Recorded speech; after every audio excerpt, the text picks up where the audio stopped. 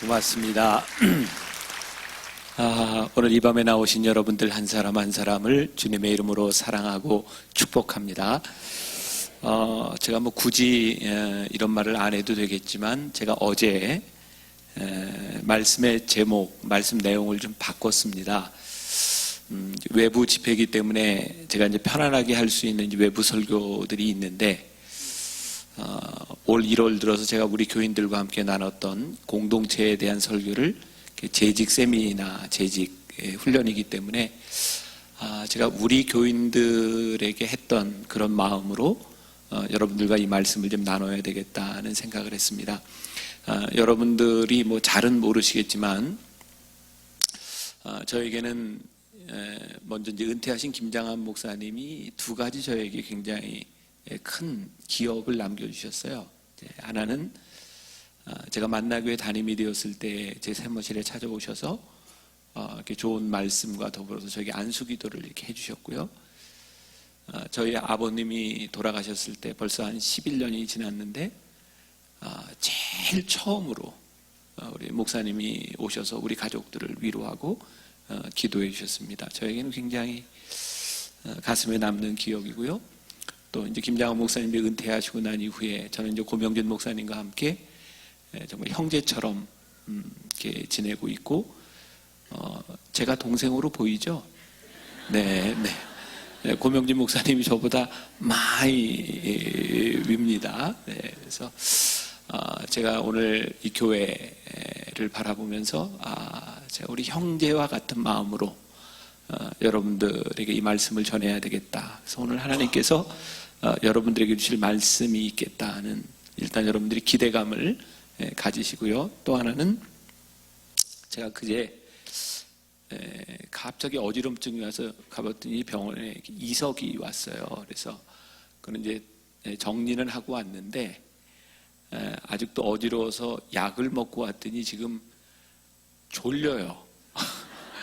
그래서 제가 지금 설교를 잘 해야 되는데 오늘 여러분 제가 이 이야기를 하는 이유는 여러분들을 긴장시키기 위해서 언제 설교가 잘못되나 언제 좋나 그러니까 여러분들이 그런 마음으로 이렇게 잘 들으시면 또 그런 가운데 하나님의 은혜가 있지 않을까 이런 생각을 하고요. 그래서 제가 지금 큰 소리로 이렇게 하기는 조금 힘든 상태입니다. 그래서 조용 할 테니까 잘 들으셔야 합니다. 네. 자, 오늘 공동체에 대한 이야기를 할 텐데 여러분들은 이 수원중앙침례교회 이 교회 공동체에서 여러분들은 무엇을 원하세요? 얼마 전이었는데 저희 교회에 이제 새가족들이 이렇게 정기적으로 이제 모여서 애찬을 하는 순서가 있어요. 근데 한 새가족이 저희 교회를 오게 된 이유를 이야기하는 거예요. 짧게 이야기하는데 이런 말을 하는 거예요. 자기가 분당에 와서 교회를 정하려고 이 교회 저 교회 여러 교회를 다녔는데 어느 날 저희 교회에 와서 이렇게 설교를 듣는 동안 마음이 너무너무 불편하더래요. 그래서 결심했대요. 이 교회를 다녀야 되겠다. 그게 무슨 고백을 했냐면 그분은 모태신앙으로 오랫동안 신앙생활을 하면서 늘 그런 마음의 꿈을 꿔요. 하나님 말씀을 들을 때 그 말씀이 저에게 불편해지게 하셔서 그 말씀이 저에게 도전이 되게 하여 주옵소서. 그래서 제가 그 다음 주에 우리 교인들에게 그렇게 얘기를 했습니다. 여러분 오늘 말씀을 듣는 중에 여러분들의 마음이 불편해졌으면 좋겠습니다.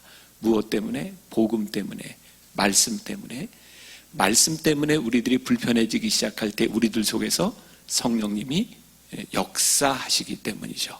그래서 저는 오늘 여기 올라오면서 그런 기도 제목을 가지고 올라와서 하나님 오늘 말씀을 듣는 우리 중앙침례교회 성도들의 마음을 불편하게 하셔서 이 말씀이 살아 운동력 있게 역사하여 주옵소서. 자, 그러니까 이제 또 하나 이제 생각이 들었죠.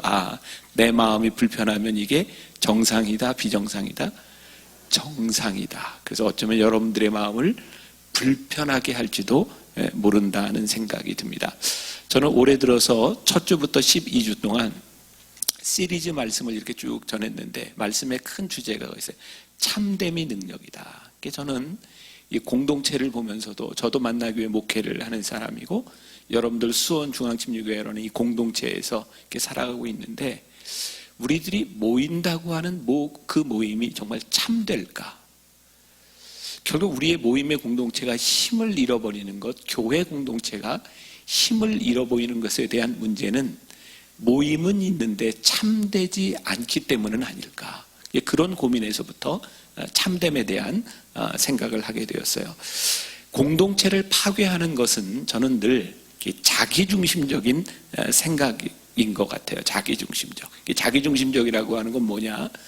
내가 내 생각이 이렇게 딱 굳어지잖아요. 그러면 벽이 생겨요.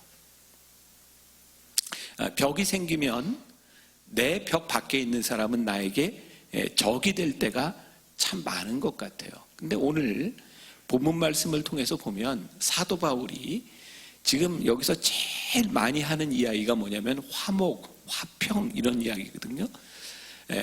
이 초대교회 공동체에서도 에베소서 편지를 쓰면서 사도 바울이 그 공동체를 봤을 때 이 사람들이 같이 할 수 있는 공동체가 아닌 거예요. 근데 이 사람들이 같이 모일 수 있는 이유가 딱 한 가지 있는 거죠. 뭐냐면 예수 그리스도의 피로 가까워졌느니라. 여기에는 어떤 문제가 있었냐면 우리가 익히 아는 건데 유대인으로서 율법을 알았던 사람이 예수를 믿은 사람도 있고 또 이방인인 채로 예수를 믿은 사람도 있는 거예요. 자유인으로 예수님을 믿는 사람도 있는 거예요. 그리고 노예 상태로 예수님을 믿는 사람도 있는 거예요. 근데 초대교회에 어떤 문제가 있었냐면 그들에게 그게 벽이었다는 거예요. 예수 그리스도의 피로 우리를 불러주셨는데 그 공동체 안에 그들의 벽이 존재하고 있었다는 거예요. 그래서 사도 바울이 예수 그리스도께서 우리들에게 오신 것은 화목제물로 오셔서 우리를 화목하게 하려고 하셨는데 우리가 이 안에 벽이 있다면 이것은 참된 공동체가 아니다 이런 말이에요. 자, 이 말이 여러분들을 좀 불편하게 했으면 좋겠어요. 여러분들의 공동체 안에 벽이 있다고 하는 것이 여러분들에게 느껴진다면 이 공동체는 참된 공동체가 아니다. 여러분들 교회 신앙생활을 하면서 참 너무너무 신기하지 않아요? 어떻게 우리가 같이 모여서 예배 드릴 수 있는가? 여러분들 교회 안에도 정치인들이 많이 있죠. 보수도 있고 진보도 있죠. 태극기도 있고 촛불도 있죠. 얼마 전 신문에 보니까 그 박근혜 대통령이 탄핵을 당하기 이전이었던 것 같아요. 신문에 그런 게 났어요. 안국동 그 지하철역에 내리면 딱 표시가 있다 그러죠. 이쪽은 태극기, 이쪽은 촛불. 그게 우리나라예요. 그리고 여러분들 이제 앞으로 우리 이제 대선을 앞에 두고 있는데 참 보세요. 우리나라 대선이 아마 한 사람이 50% 넣기가 참 힘들 것 같은데 그럼 여기서도 누군가를 뽑았는데 그 사람을 안 뽑은 사람이 됐을 거예요. 누군가를 뽑았는데 그 사람이 됐을 거예요. 서로를 보면서 참 신기하죠. 어떻게 저런 생각을 가지고 사냐. 그렇지 않으세요? 근데 그런 생각을 가진 사람이 그리스도의 피로 가까워졌느니라. 그러니까 우리는 이것이 이념의 공동체도 아니고 우리들이 가지고 못 가진 것에 대한 공동체도 아니고 우리가 여기에서 예배드릴 수 있는 딱 한 가지 이유가 그리스도의 피로 우리들이 가까워졌다고 하는 걸 우리들이 인정하느냐. 그러니까 진짜 저 사람이 나하고 생각도 틀리고 하는 행동도 틀리고 정말 다 나하고 맞지 않는데도 예수 그리스도의 피로 말미암아 우리들이 같이 예배하는 공동체가 되었는가. 이게 우리들에게 주는 굉장히 큰 도전인 거죠. 자, 자기중심적이라고 하는 게 참 위험해요. 제가 여러분들이 나쁘다 그렇게 얘기하면 여러분들이 마음이 딱 다칠 거기 때문에 목사가 먼저 나쁘다. 제가 이런 얘기를 좀 해볼게요. 여러분들 기분 나쁘지 않도록. 얼마 전이었어요. 제가 어떤 목사님들과 함께 이렇게 식사를 하는데 설교에 대한 이야기가 나왔어요. 근데 제가 요즘 집에서 식구들한테 굉장히 공격을 많이 받아요. 설교가 길어진다는 거예요. 그러면서 나이 들어가면서 자꾸 이렇게 길어지면 큰일 난다. 제 아내한테부터 계속 제가 이제 공격을 받는 거예요. 근데 이건 제 느낌인데요. 이제 저희 교회 이렇게 예배 드리는 걸 보면 설교가 조금 길어지지만 교인들이 조는 것 같지는 않은 거예요. 그러니까 제가 졸면은 빨리 끝낼 텐데 안 좋으니까 준비한 걸 다 하는 거죠. 근데 제가 아무리 이야기를 해도 우리 식구들한테 안 먹히는 거예요. 제가 보고 싶은 것만 본다는 거죠. 사실은 그렇지 않다는 거죠. 뭐 이런 공격을 받고 제가 목사님들하고 이야기하다가 제 이야기를 했어요. 내가 설교 때문에 자꾸 길어져서 고민이다. 그랬더니 제 저보다 후배 목사님인데 아마 저를 위로하기 위해서 했던 말 같아요. 제가 너무 좋아서 썼어요. 이렇게 얘기를 했더라고요. 설교가 길기 때문에 성장하는 교회는 없지만 성장하는 교회에 가보면 설교가 길더라. 이야, 이렇게 좋은 말을 저에게 이렇게 해준 거예요. 이제 그러면서 이제 목사님들이 이제 하는 이야기인데 이게 좀 유머러스하게 만든 거예요. 40대 목회자는요, 설교를 할 때 이런 마음으로 한대요. 청중들을 이렇게 바라보며 설교할 때 내가 한 사람이라도 말씀에 집중하지 않는다면 나는 강단을 떠나리라. 그런 각오로 설교를 한다는 거예요. 근데 이제 50대가 되면 조금 생각이 바뀐대요. 어떻게 설교를 하냐면 한 사람이라도 내 설교를 경청한다면 교회를 지키리라. 이렇게 생각을 한다는 거죠. 근데 60대가 되면 생각이 조금 더 변한대요. 아무도 내 설교를 듣지 않는다 하더라도 예수님만 나를 바라보고 계시면 내가 이 강단을 지키리라. 이렇게 생각을 한다는 거죠.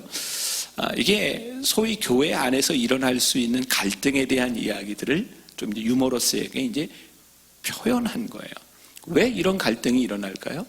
목회자 중심적으로 생각하는 거예요. 목회자가 교인들의 마음을 헤아리지 않으려고 할 때 알지 못하게 목회자와 교인들 간의 벽이 만들어지는 거죠. 그렇다면 이 반대의 경우도 마찬가지일 것 같아요. 저는 교인들과 목회자 사이에는 영원히 존재할 수 없는 갭이 있다. 마치 저는 이렇게 표현해요. 시어머니와 며느리처럼, 목사와 장로처럼 이거는 절대로 같이 할 수 없는 일이다. 왜냐하면 보는 각도와 생각이 틀리기 때문이에요. 그런데 우리가 보는 것이 틀리고 생각하는 것이 틀리다고 해서 당신은 나와 틀린 사람이요 라고 벽을 쌓기 시작하면 그것은 참된 공동체가 될 수 없는 거죠. 참된 교회 공동체는 어떤 거예요? 당신과 내가 틀리다라고 생각하는 것이 예수 그리스도의 피로 말미암아 허물어지기 시작할 때 그 공동체는 공동체로서의 힘을 가지게 되는 거예요. 제가 예를 하나 들어볼게요. 저는 이제 만나교회 목사가 이제 39살에 담임 목사로 이제 결정이 됐고 40살에 이제 취임을 했습니다. 그때는 이제 만나교회가 지금처럼 이렇게 큰 규모는 아니었지만 그래도 장로님들이 한 48분이 됐어요. 그리고 장로님들이 전부 65세 가까이 된 분들이었습니다. 그러니까 갓 40의 담임 목사가 된 제가 60이 다 넘은 장로님들하고 목회하는 게 쉬웠겠습니까? 안 쉬웠겠습니까? 안 쉬웠겠죠. 어려웠어요. 그래서 저는 늘 긴장 속에 살았어요. 교회가 문제가 있어서 긴장했던 것이 아니라 교회가 문제가 생기지 않도록 해야 되겠다는 것 때문에 긴장을 하고 있었어요. 그런데 이렇게 몇 년이 이렇게 지나가다 보니까 이건 제 목회자의 표현이에요. 죄송합니다. 교인들이 내 손에 이렇게 들어오는구나. 장로님들이 이렇게 잡히는구나. 이게 나쁜 의미로 이야기하는 게 아니라 이게 이제 공동체가 되었다라고 느낀 거였어요.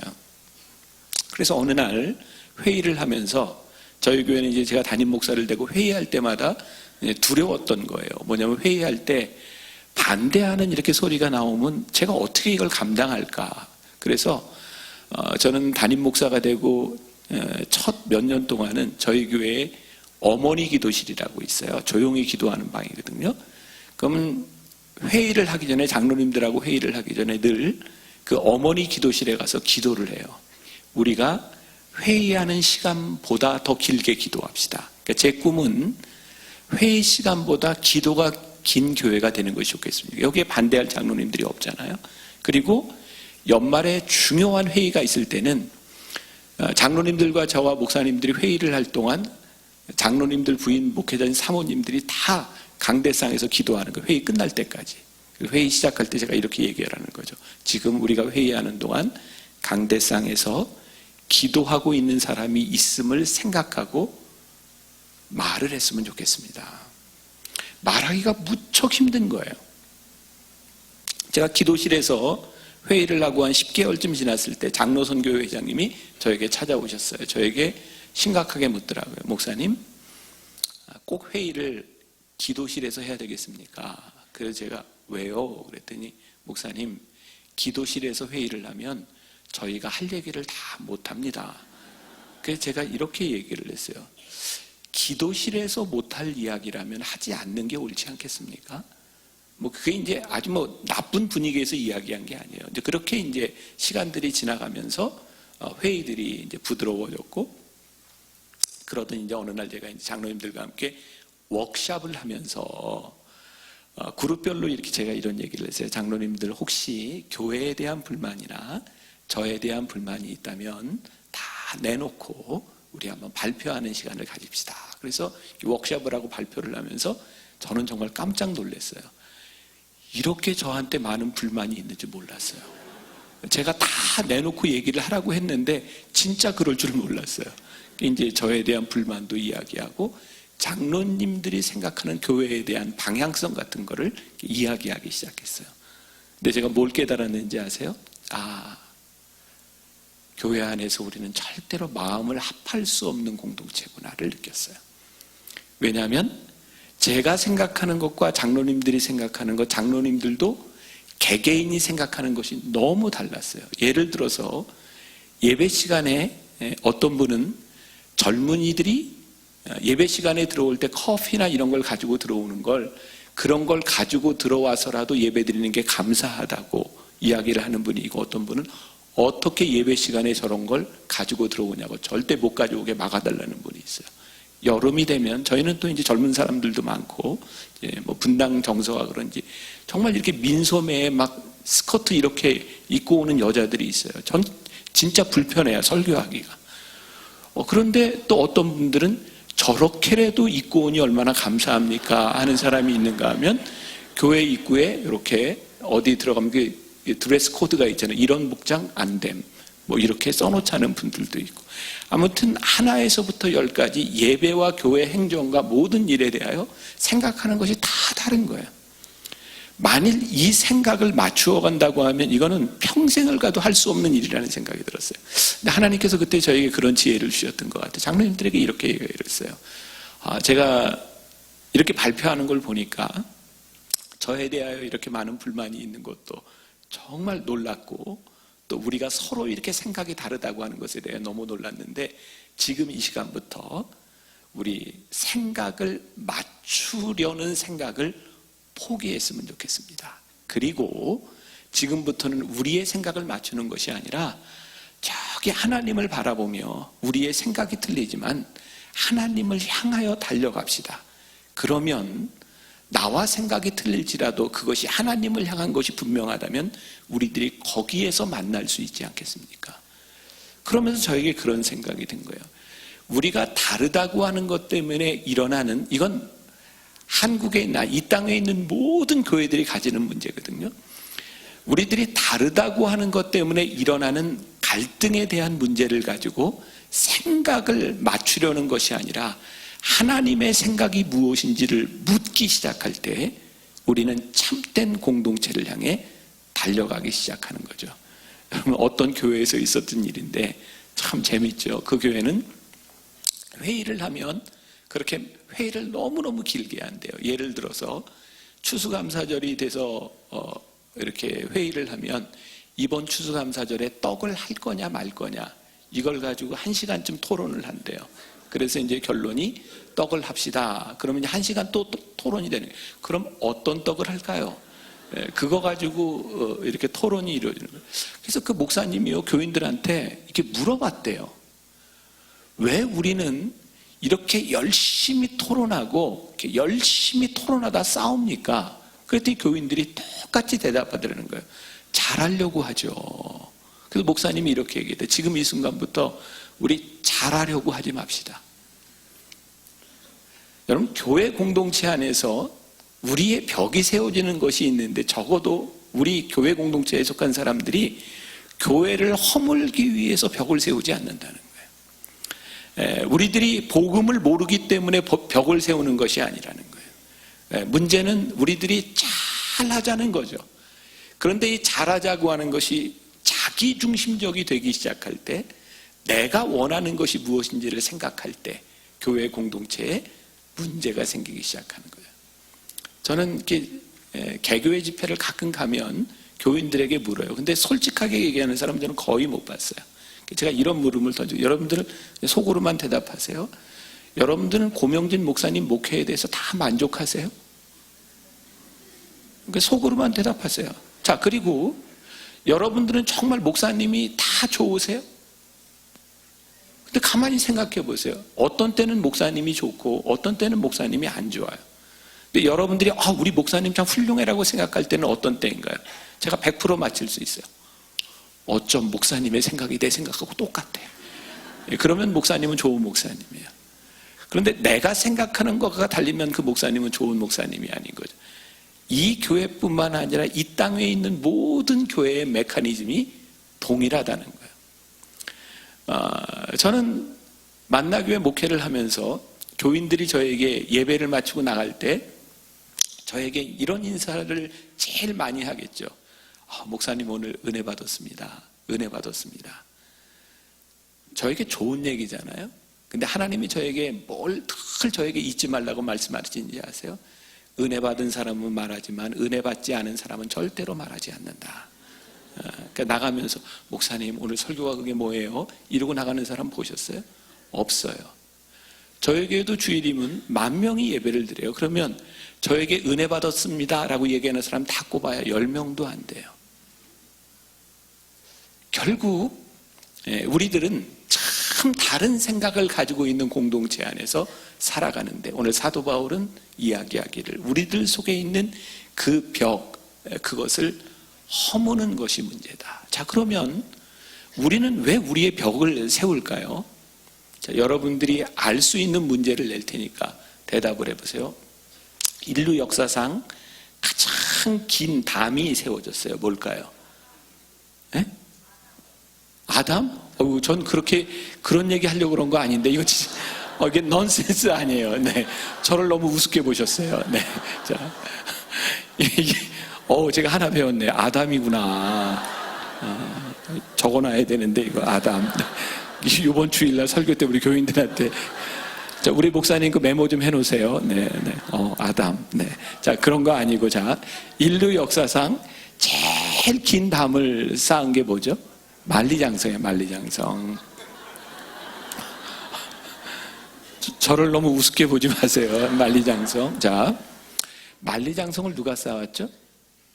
아담 아니에요. 진시황이 세웠어요, 진시황이. 자, 진시황이 아담을 세웠단다. 만리장성을 쌓았는데, 진시황이 중국을 통일했거든요. 근데 그 당시에 중국이 천하를 통일하면서 진나라는 막강한 힘을 가지고 있었습니다. 그러니까 만리장성을 쌓을 수 있었던 것은 정말 수많은 사람의 노력이 동원됐고 피가 흘렀어요. 만리장성이 세워졌어요. 그런데 진시황제가 그렇게 큰 힘을 가졌음에도 불구하고 만리장성을 쌓은 이유는 뭐죠? 오랑캐들의 침입을 막기 위해서요. 결국은 힘이 있었지만 그것은 두려움이었어요. 내가 이렇게 힘을 가지고 있지만 언제 내가 무너질지 모른다고 하는 두려움이 진시 황제로 하여금 만리장성을 쌓게 합니다. 우리나라의 야구 선수 중에 아직까지 제일 인상적인 사람이 박찬호 선수일 겁니다. 제가 정확히 기억은 안 나는데 박찬호 선수가 아마 샌프란시스코하고의 경기였을 거예요. 아무튼 양 팀의 문제가 생기고 벤치 클리어링이라 그러죠. 양 팀이 벤치에서부터 일어나 이렇게 싸움이 벌어져. 그때 박찬호 선수가 2단 접차기로 그 상대편 선수를 이렇게 차는 바람에 저게 태권도냐 막 이래가지고 막 문제가 됐었고, 그리고 기자회견을 한 적이 있어요. 한국 기자가 박찬호에게 물었습니다. 그렇게까지 반응을 하지 않아도 되는데 왜 그렇게 과격한 반응을 보였습니까? 아주 인상에 남는 거예요. 박찬호가 이런 얘기를 했어요. 이 바닥에서 한 번 밀리면 끝입니다. 무슨 얘기인지 아세요? 두려운 거예요. 우리들이요, 벽을 쌓고 내가 누군가에게 벽을 쌓고 그 사람들과의 관계가 단절되어 가고 있다고 하는 것을 가만히 내면을 들여다보면 사실은 그것은 두려움입니다. 내 약점이 드러나는 것을 견디지 못하는 경우도 있고요. 누군가 내 약점을 아는 것을 아는 것이 두렵기 때문에 벽을 쌓을 때가 있어요. 제가 오늘 이 말씀이 여러분들의 심령을 불편하게 하기를, 내가 누군가에게 담을 쌓고 화목하지 못하는 일이 있다고 하면 그것은 혹시 내 속에 있는 두려움이 아닌가 하는 것을 우리들이 깊이 볼 필요가 있는 거예요. 자, 사도 바울이요, 사역을 하면서 그에게 제일 큰 가시였죠. 몸의 질병이었어요. 사도 바울은 늘 하나님께 기도하는, 그게 불만족스러운 거예요. 그러니까 사도 바울이 하나님의 은혜를 경험했음에도 불구하고 하나님과 사도 바울 사이에 은혜를 가로막는 장벽이 있었는데, 그것은 뭐냐면 그가 가지고 있는 가시였어요. 가시죠. 왜? 사도 바울이 설교를 하다가 신유의 은사를 베풀다가 그가 가시가 뭔지 모르지만 쓰러지든지 기절을 하든지 간제를 하든지, 그러니까 사도 바울은 하나님, 제가 이 가시만 아니면 제가 사역을 더 잘할 것 같습니다. 저를 고쳐주세요. 사도 바울은 끊임없이 하나님께 간구하죠. 근데 하나님이 고쳐주시지 않습니다. 그리고 사도 바울에게 하나님께서 말씀하신 건 내 은혜가 내게 이미 족하다는 거였어요. 그러니까 사도 바울이 그것을 아멘으로 받습니다. 그리고 나서 그의 약함이 하나님을 위한 사역 가운데서 더 이상 장애 요인이 아니다라고 인정하는 순간, 사도 바울은 약함 때문에 그것을 감추려고 하는 사람이 아니라 그 순간부터 어떻게 약함을 자랑하기 시작하는 거예요. 약함을 자랑하기 시작하니까 벽이 허물어지는 거예요. 내 약함을 감추지 않으니까 내가 평안해지기 시작하는 거예요. 가만히 보면 우리들 가운데 있는 이 두려움에 대한 문제들이 우리들의 벽을 만드는 것은 아닌가. 우리들은 교회 공동체에서 정말 예수 그리스도의 피로 가까워져서 우리들에게 정말 필요한 것이 무엇인가를 묻기보다 나에게 필요한 것이 뭐고 내가 얻을 수 있는 이득이 무엇인가를 생각하기 때문에 우리는 자꾸 벽을 쌓아가고 있는 거죠. 담이 만들어져 가고 있는 거예요. 그래서 우리가 이제 물어야 될 것이 있어요. 예수 그리스도께서 우리에게 화목제물이 되셔서 우리의 벽을 허물어 주시기를 원하셨다면 우리들이 물어야 되는 것은 나에 대한 문제가 아니라 벽을 허물어뜨리신 예수 그리스도의 마음을 우리들이 보아야 하는 거죠. 자, 우리가 읽었던 본문 말씀 중에 19절, 그러므로 이제는 너희는 외인도 아니요 또 뭐도 아니에요? 네, 나그네도 아니고 오직 성도들과 동일한 시민이요 하나님의 권속이라. 율법을 먼저 알고 크리스찬이 되었던, 율법을 모르는 상태에서 크리스찬이 되었던, 자유인이었던, 종된 사람이었던, 그것은 아무 문제가 되지 않는다. 자, 13절로 위로 가면 이제는 전에 멀리 있던 너희가 그리스도 예수 안에서 그리스도의 피로 가까워졌느니라. 그러니까 우리가 이 교회 공동체 안에서 예수 그리스도가 아니면 정말 만날 수 없는 사람들이 만나서 우리들이 예수 그리스도의 피로 인하여 우리가 예배를 드린다고 하는 그것을 우리들이 깨닫기 시작하면서, 와, 저 사람이 나와 이렇게 다른 사람인데 우리가 여기서 함께 예배드려, 이것이 우리들에게 감격스럽게 느껴질 때 우리는 공동체를 이루게 되는 거죠. 이제 요즘은 그런 빈부의 차이에 대한 문제, 이념에 대한 문제들이 세대 간의 차이로 나타나는 거예요. 아마 지금 모든 교회들이 겪고 있는 문제들이죠. 젊은 세대와 나이 든 세대. 그러니까 교회에 건물을 어떻게 리모델링 할까에 대한 부분에서도 세대 간의 갈등들이 참 많이 나타나는 것 같아요. 이게 저는 만나교회 목회를 하면서 죄송합니다. 제가 이런 말을 해서 죄송한데 마음이 불편해도 괜찮죠? 저는 젊은 세대에 포커스를 맞추고 목회를 했어요. 왜냐하면 연세 든 분들은 조금 불편할지 몰라도 절대 교회를 안 떠날 것 같더라고요. 불편해도 어디를 가겠어요. 그러니까 여기 계속 계시지. 그래서 연세 든 분이 불평하는 건 그냥 들어주면 되는데 젊은 세대는 불평을 하는 게 아니라 떠나가 버려요. 그러니까 제가 목회의 초점을 어디에다 맞춰야 되겠냐 생각한 게 젊은 세대에 맞춰야 교회가 소망이 있겠더라고요.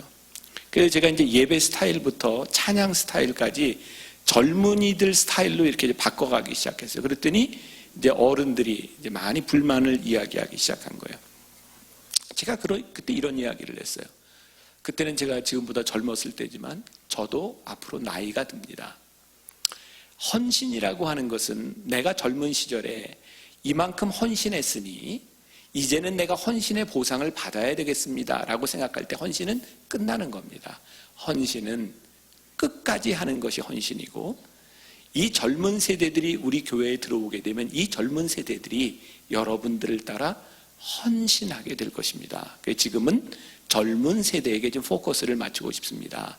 이제 그때는 그런 이제 텐션과 갈등들이 이제 있었던 거죠. 이제 지금 저희 교회는 젊은 세대들, 청년들이 이제 많은 교회가 되었어요.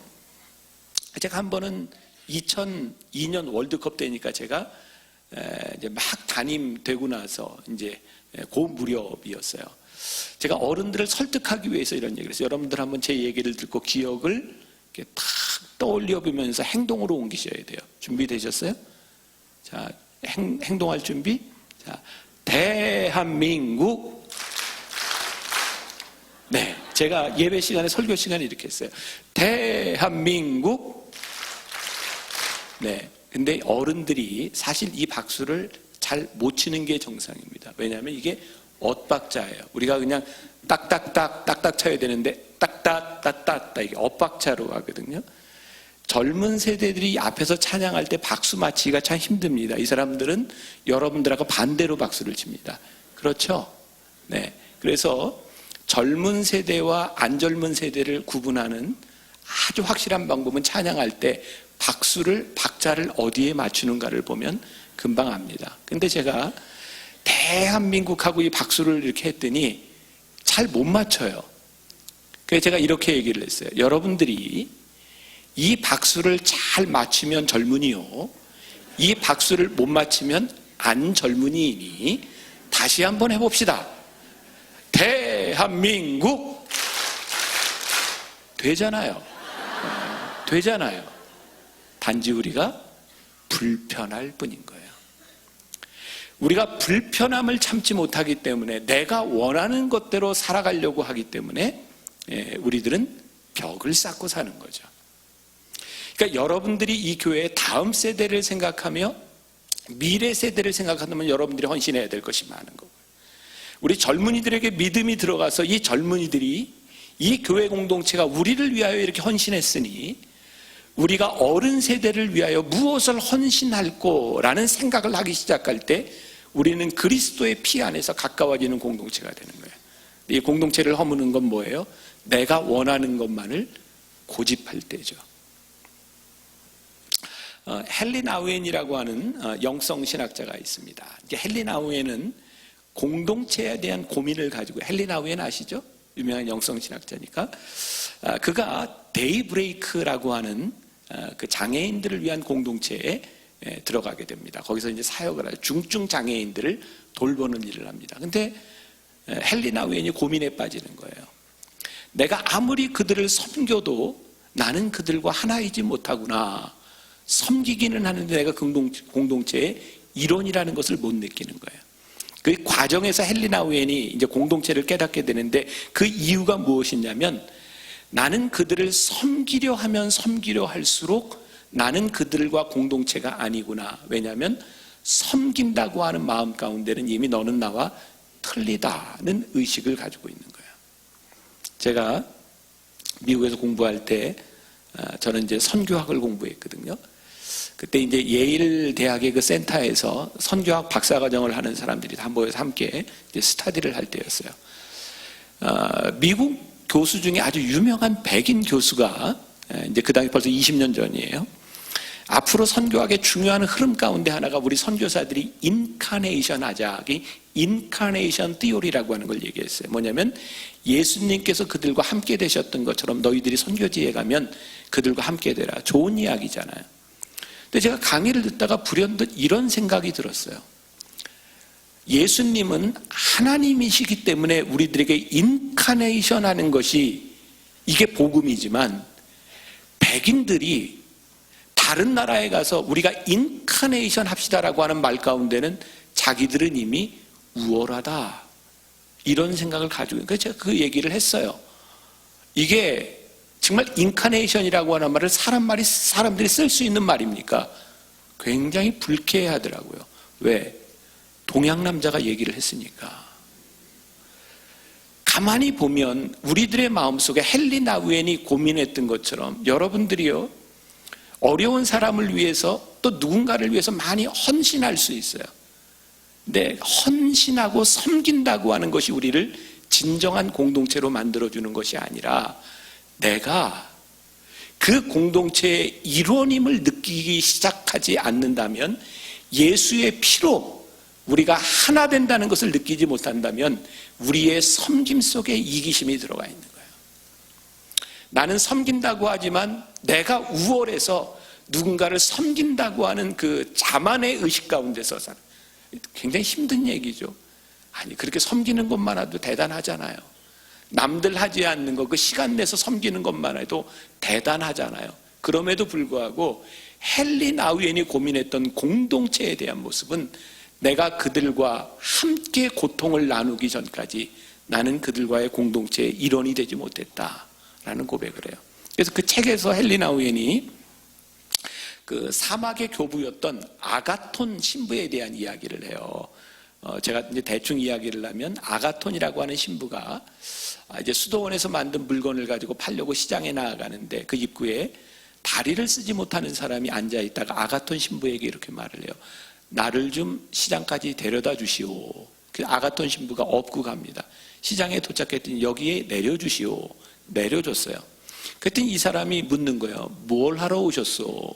물건을 팔러 왔습니다. 그리고 물건을 하나 팔았어요. 얼마에 팔았소? 얼마에 팔았습니다. 그걸로 나에게 뭘 사주시오? 사줬어요.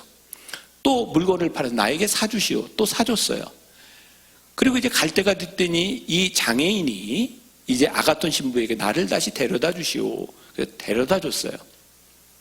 그리고 헤어지는데 그 장애를 가지고 있던 사람이 건강한 남자로 변하면서 이렇게 말을 하는 거예요. 아가톤, 당신은 하늘에서도 땅에서도 하나님의 복으로 충만하오. 그게 천사의 모습이었던 거죠.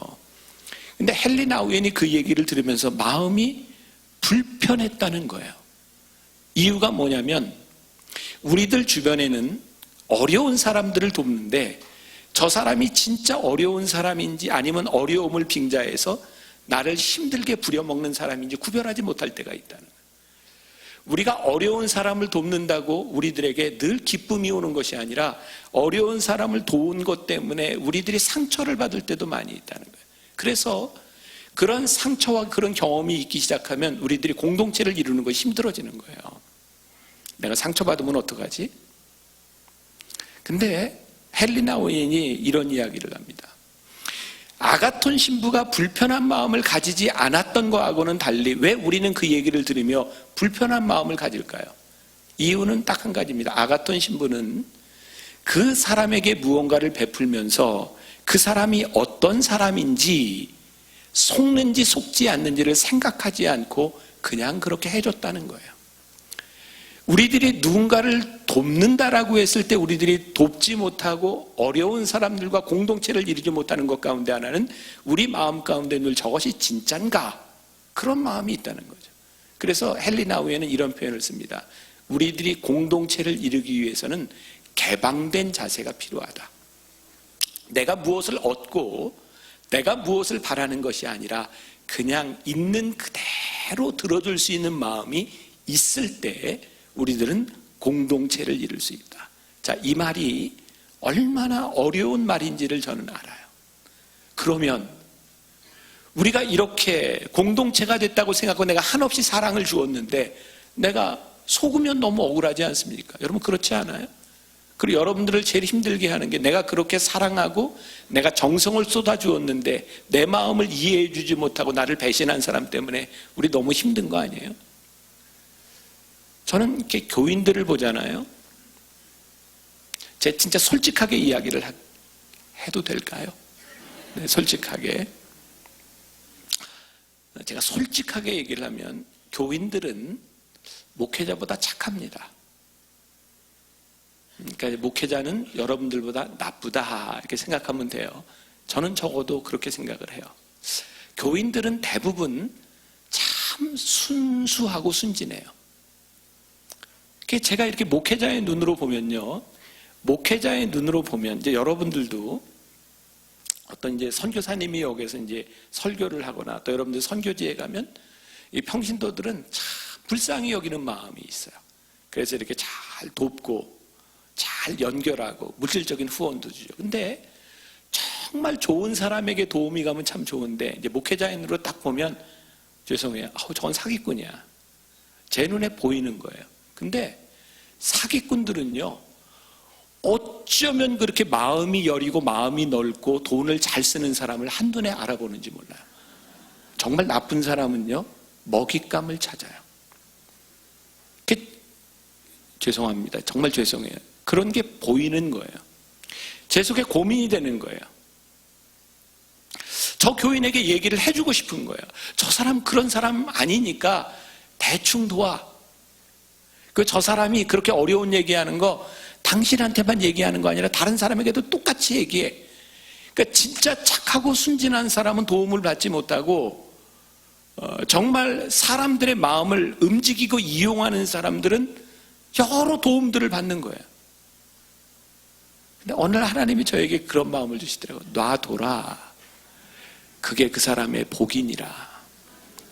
속는 것 같으나 그가 도울 수 있는 것이 복이고, 그가 헛되이 돕는 것 같으나 물 위에 던진 것 같으나 여러 날 후에 도로 찾으리니 그냥 놔둬라. 그래서 제가 그런 마음이 들었지만 그래도 마음이 불편해요. 근데 그 사람의 복이구나. 그러니까 우리들이 공동체의 일원이 되고 누구를 이렇게 돕는다고 했을 때는요, 참된 공동체를 만들어 가기 위해서는 우리들에게 일정 부분 손해볼 수 있는 마음과 내가 억울할 수 있는 마음들이 우리들에게 없다면 그 공동체가 유지되는 것은 참 힘든 일이구나. 그러니까 공동체 안에는 상처가 있는 거예요. 저는 이제 소그룹에 대한 그런 생각을 가지면서 어떻게 하면 소그룹을 잘할까 그런 고민을 하다가 소그룹을 잘하는 목사님을 초청해서 강의를 듣게 되었어요. 근데 그 목사님이 하는 그 소그룹은 진짜 너무너무 잘 되는데 기발한 거예요.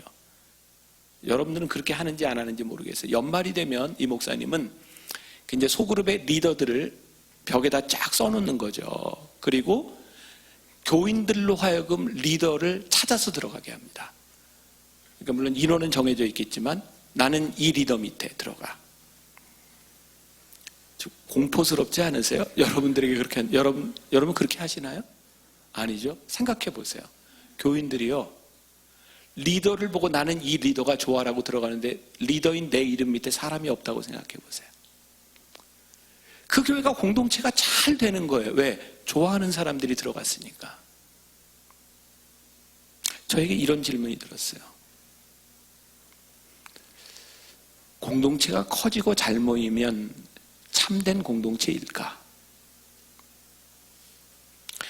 그 공동체가 잘 되는 이유는요, 일단 담을 제거한 거예요. 아니, 담이 세워지지 않은 거죠.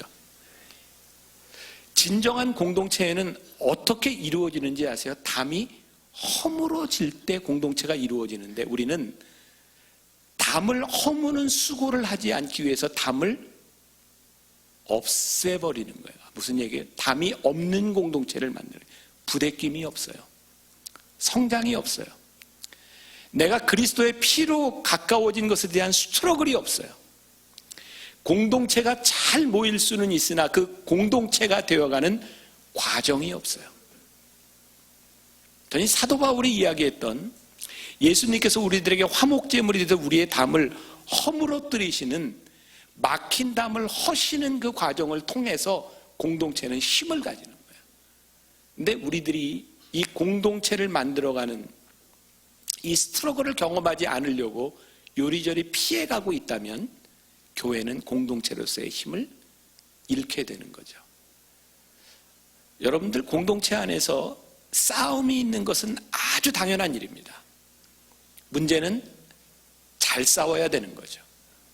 싸움을 함으로 인해서 담이 더 두꺼워지는 것이 아니라 그 갈등을 통해서 담이 허물어지는 싸움을 하셔야 되는 거예요. 가끔 저는 교회에서 이런 이야기 하는데, 아이들 예배 시간에 이렇게 막 뛰어다니고 막 시끄럽게 하고 그러면 어른들이 너 조용히 좀 해라. 예배 시간에 그게 뭐냐? 제가 전 교회에서 어른들한테 그래요. 아이들이 교회 와서 뛰어다니고 시끄럽게 하는 게 정상입니까? 비정상입니까? 진짜 정상이에요? 그럼 얌전한 애는? 예. 떠들고 시끄러운 아이는 정상이고요. 조용한 아이는 착한 거예요. 아시겠어요? 착한 아이는 착하다고 칭찬을 해주면 되는데, 정상적인 아이들을 비정상적이라고 여기면 점점 담이 높아가는 거예요. 그러니까 정상적인 아이들의 공동체 안에서 우리들이 어떻게 참된 공동체를 만들어 갈 것인가를 고민해야 되는 거죠. 오늘 15절과 16절 말씀해 보니까, 법조문으로 된 계명의 율법을 폐하셨으니 이는 둘로 자기 안에서 한 새 사람을 지어 화평하게 하시고 또 십자가로 이 둘을 한 몸으로 하나님과 화목하게 하려 하심이라. 원수된 것을 십자가로 소멸하시고. 자, 원수된 것을 십자가로 소멸하셨다.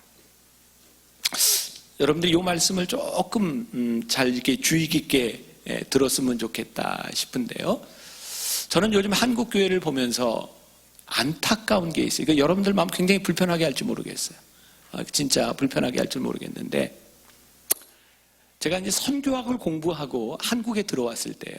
제가 선교학을 공부할 때 제일 많이 공부했던 게 뭐냐면, 우리와 다른 종교를 가지고 있는 사람들, 그 사람들에게 어떻게 복음을 전할 것인가. 그래서 타 종교를 배워요. 그리고 그곳에 들어가서 어떻게 그들을 사랑할 것인가를 배워요. 근데 제가 이제 한국에 들어왔을 때, 그때 이제 한국 교회의 분위기는 다른 종교를 보면 원수인 거예요. 다른 종교를 가진 사람들을 잠재적인 하나님의 자녀로 보는 것이 아니라 원수로 봐요. 저는 이슬람을 환영하거나 절대 그러는 사람 아니에요. 그런데 이슬람 교도들을 원수로 보는가, 아니면 원수를 패하고 우리의 형제 자매가 될 사람으로 보는가는 다른 차원의 문제예요. 동성연애, 전 동성연애 절대 찬성하지 않아요. 근데 동성연애자들을 바라보며 그들도 하나님 앞에 돌아올 자녀로 보는가, 아니면 그들을 마귀의 자식으로 보는가는 다른 차원의 문제예요. 우리가 이 세상을 바라보며 정말 능력 있는 공동체가 될 수 있는 것은 뭔지 아세요? 화목하게 하시려고 모든 원수된 것을 폐하러 오신 예수 그리스도의 마음이 우리 가운데 들어오기 시작할 때, 우리 믿음의 공동체에서뿐만 아니라 이 사회를 바라보는 눈이 달라질 수 있다고 생각해요. 근데 이게 참 힘든 일이에요. 저도 이렇게 이야기를 하지만, 제가 이런 타종교에 대한 강의를 함에도 불구하고 한 번은 버스를 탔는데 제 옆에 스님이 섰는데 불편해요. 그거 어떻게 해요? 불편한데. 정서적으로 너무너무 힘든 거예요. 그런데 하나님께서 우리들에게 주시는 마음이, 그들도 앞으로 나의 자녀 될 사람이다. 여러분들이 교회 공동체 안에서 있는 모든 사람들이 하나님 앞에 자녀 될 사람이다. 하나님은 나만의 하나님이 아니라 그 사람의 하나님일 수도 있다고 하는 것을 우리들이 믿으며 화평케 하는 공동체를 만들어가는 것, 이것이 우리들에게 필요한 일이다. 제가 목사로서 이런 이야기를 해요. 제가 어떤 책에 추천서를 썼는데, 그 추천서를 쓴 책의 제목이 나쁜 목사님이에요. 나쁜 목사님. 확 마음에 와닿지 않아요? 나쁜 목사님. 근데 나쁜 목사님인데, 이 책을 쓴 분이요, 전도사 시절부터 교인들과의 관계에서 본인이 교인들에 비하면 얼마나 나쁜 사람인가, 교인들에게 받았던 사랑, 이런 목회 이야기를 쓰고 있어요.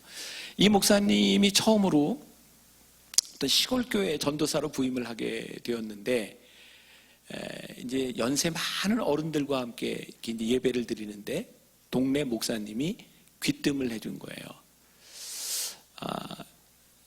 저 예배를 드리는 할머니 할아버지들이 귀가 들리지 않으니까 발음을 명확히 하고 또박또박 설교를 해라. 그래서 이 전도사님이 설교를 하면서 또박또박 설교를 한 거예요. 근데 너무너무 은혜스럽게 설교를 듣는 거예요. 그래서 이제 끝나고 이제 식사를 하면서 그 할머니 할아버지들에게 물었대요. 어느 설교에 그렇게 은혜를 받으셨어요? 또박또박 물었는데요. 그 말을 못 알아듣더래요. 이분이 뭘 느꼈는지 아세요? 그분들이 은혜를 받은 건 말씀이 아니라 자기를 사랑하는 마음이었다는 거예요. 처음 시골에 온 전도사가 그 설교하는 그 모습을 품어주고 사랑했던 그 마음이었지, 그분들이 그것을 알아들었기 때문이 아니라는 거죠. 그분이 그런 생각을 해요. 목회를 하면서 내가 잘해서 내가 이렇게 해서 은혜를 받았다고 생각했는데 사실은 나를 품어주는 사랑의 마음이 아니었다면 결코 그런 표정을 지을 수 없었겠구나. 저는 교인들한테 이전엔 이런 얘기 많이 했거든요. 헌신하는 사람, 봉사하는 사람한테 여러분들이 봉사할 때, 여러분들이 섬길 때 혹시라도 누군가에게 상처를 주지 않도록 조심하세요. 그리고 누군가에게 상처를 받을 때 그것을 믿음으로 잘 이기세요. 제가 이런 얘기를 참 많이 했거든요. 근데 올해 설교할 때는 이런 얘기를 했어요. 여러분들 중에 누군가가 상처를 주는 사람이 내가 아닌지 생각해 보세요. 공동체는, 벽은 우리가 함께 허물어져 가는 거예요. 내가 아무리 허물어도 그 사람이 끊임없이 담을 쌓고 있는다면 절대로 아름다운 공동체가 이루어지지 않는 거예요. 내가 참고 섬길 수 있어요. 혹시 내가 상처 주는 사람은 아닌지. 우리가 하나님의 뜻을 향하여 간다고 하는 것, 공동체가 된다고 하는 것이 얼마나 큰 힘인지. 미국에서 목회하는 정현이라고 하는 목사님이 설교에서 이런 이야기를 하더라고요. 어느 날 아주 폭력적인 정신병자 100여 명을 수용하고 있는 정신병원에 갔는데 직원이 3명밖에 안 되더래요. 그래서 이 목사님이 직원들에게 물었대. 혹시 저 폭력적인 정신병자들이 한꺼번에 달려들면 어떡하려고 직원이 3명밖에 안 됩니까? 직원이 이렇게 얘기해요. 염려하지 않으셔도 됩니다. 정신병자들은 절대로 단합하지 않습니다.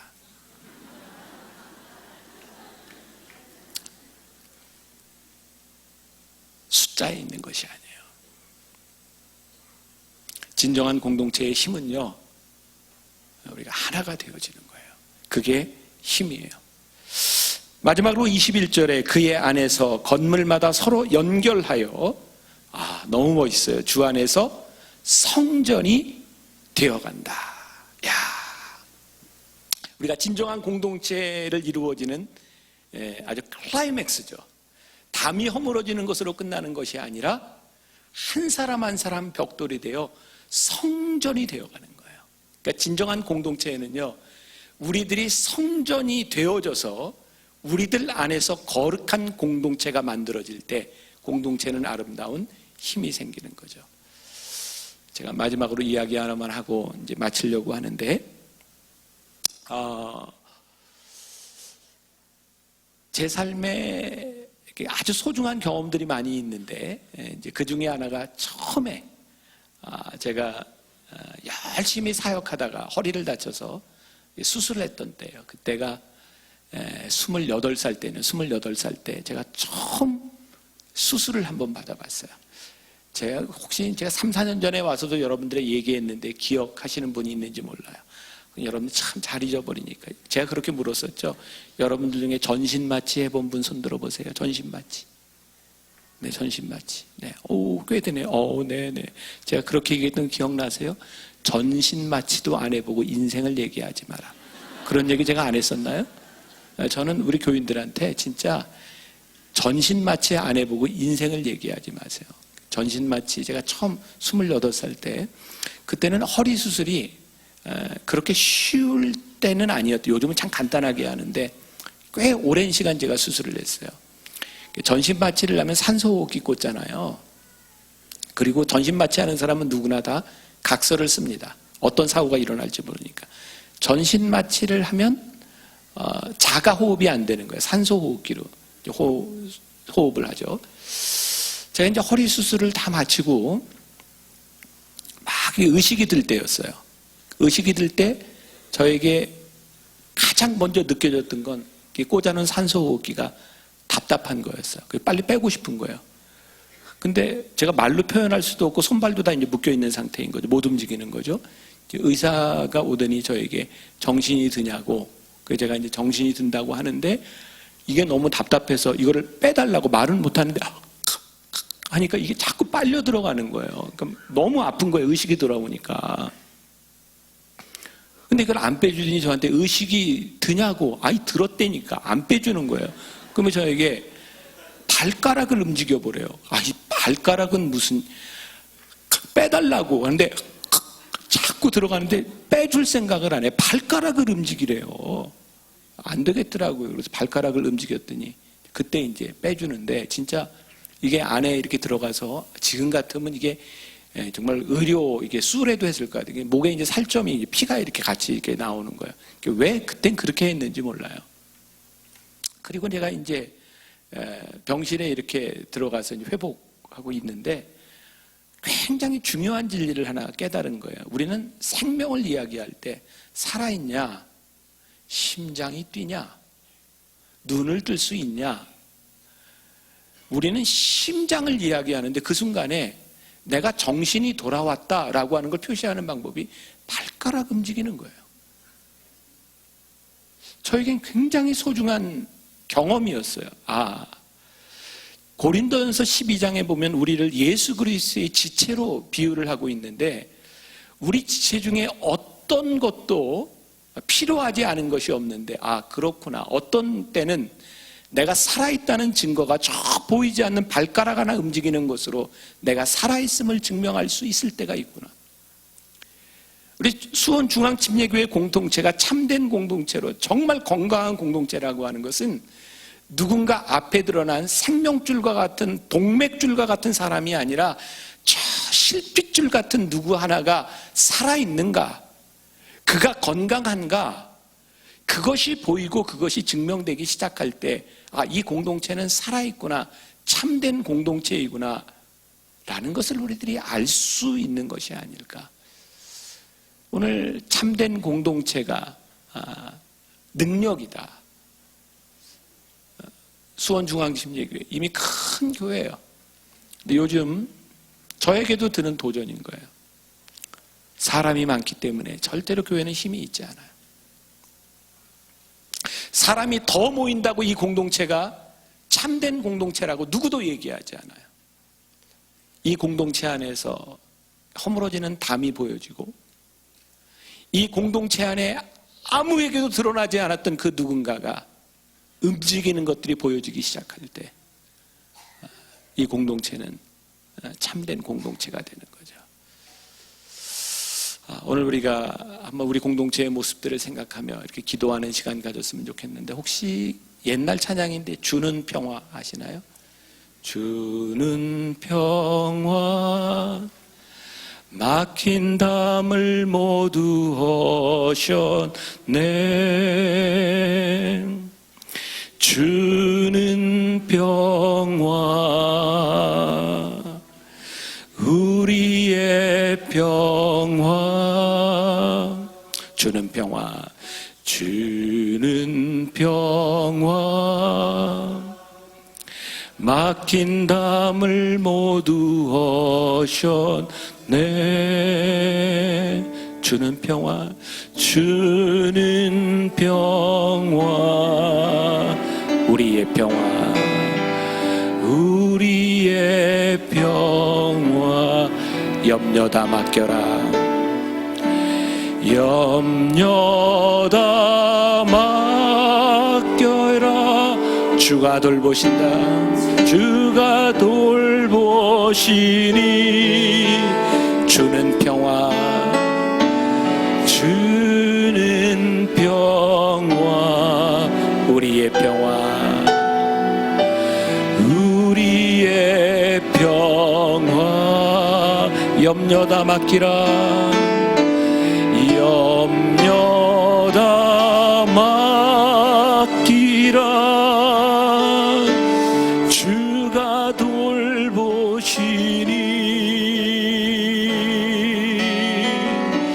주는 평화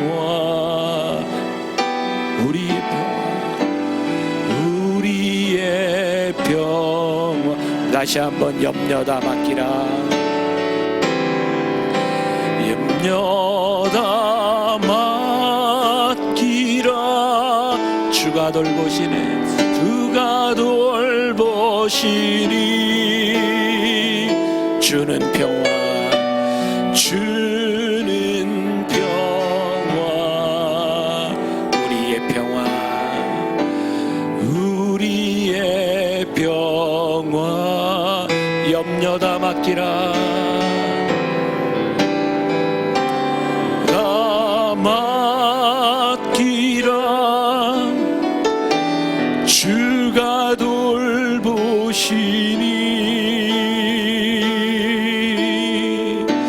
주는 평화 우리의 평화 제가 여러분들 목자의 마음으로 제가 여러분들을 위해 기도하려고 하는데 두 손을 한번 가슴에 이렇게 대보실까요?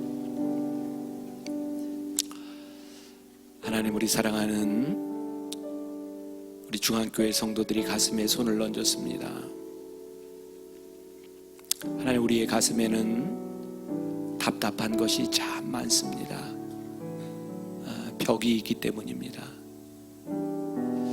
우리의 벽을 허무는 것이 참 힘이 듭니다. 누군가를 용서하는 것도 참 힘이 듭니다. 어쩌면 그 사람이 나와 이렇게 다른지, 나와 다른 생각을 하고 있는지, 하나님을 믿는데 어쩌면 우리가 이렇게 다를 수 있는지, 그래서 참 마음이 힘이 듭니다. 오늘 하나님은 오늘 우리들에게 이렇게 도전하십니다. 그게 당연한 거란다. 참 다른 사람들이 그리스도의 피로 하나 된 것이 우리 공동체란다. 혹시 내가 담을 허물지 않은 것 때문에 우리 공동체가 힘들지 않은지, 아니 우리 공동체에서 나는 늘 누군가를 아프게 하는 사람은 아니었는지, 나 때문에 누군가가 참 힘들지 않았는지, 하나님 우리는 늘 내 마음에 맞는 사람, 내가 편한 사람, 그 사람과 모이기를 좋아했는데 하나님은 우리들에게 끊임없이 다가가라고 한 사람, 끊임없이 그에게 말을 걸어보라고 용서하라고 한 사람은 없는지, 우리 중앙교회가 사람이 모이는 것이 힘이 아니라 참된 공동체가 힘임을 나타낼 수 있는 좋은 믿음의 재단이 되기를 간절히 소원합니다. 하나님 나와 이렇게 생각이 다른 사람을 내 지체로 주신 것이 얼마나 감사한지, 우리 공동체 안에서 정말 하찮다고 생각했던 그 사람이 믿음으로 살아나는 것을 바라보며 하나님은 우리 공동체에 함께 하신다고 간증할 수 있는 주의 백성들이 되게 하여 주옵소서. 오늘 우리가 믿음으로 간구하는 것이 있습니다. 참 힘들고 불편합니다. 이 말씀이 나를 찌르는 것 같기도 합니다. 그런데 순종하겠습니다. 내가 담을 허물겠습니다. 진정한 공동체를 만들어 가겠습니다. 주님 우리와 함께하여 주옵소서. 우리 같이 주는 평화 우리 찬양하며, 아니 여러분들이 기도했으면 좋겠습니다. 찬양할 분들은 찬양하고, 주님 평화로우신 주님, 화목제물로 오신 주님, 내가 주님을 믿는 믿음으로 담을 허물겠습니다.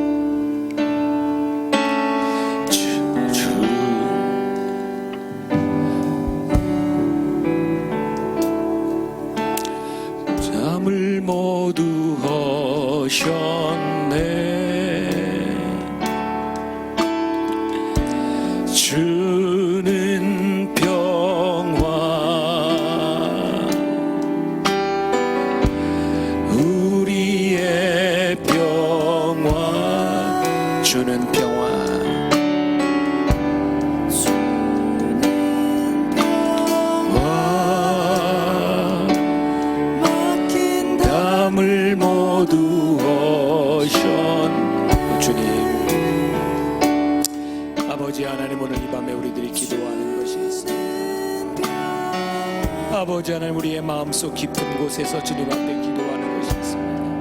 하나님, 막힌 담으로 인하여 우리가 참 힘들었습니다. 아버지 하나님, 우리의 마음이 참 많이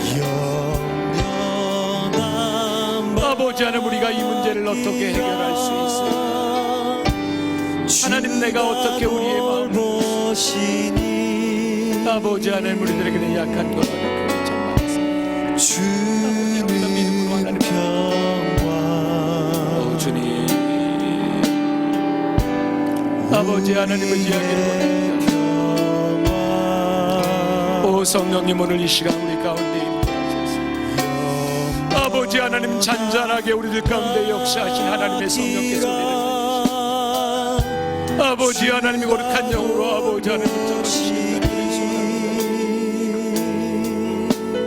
오 성령님, 아버지 아버지 하나님, 우리의 상처받은 심령을 하나님 만지시고 아버지 하나님, 우리의 교만했던 우리의 심령을 무너뜨리며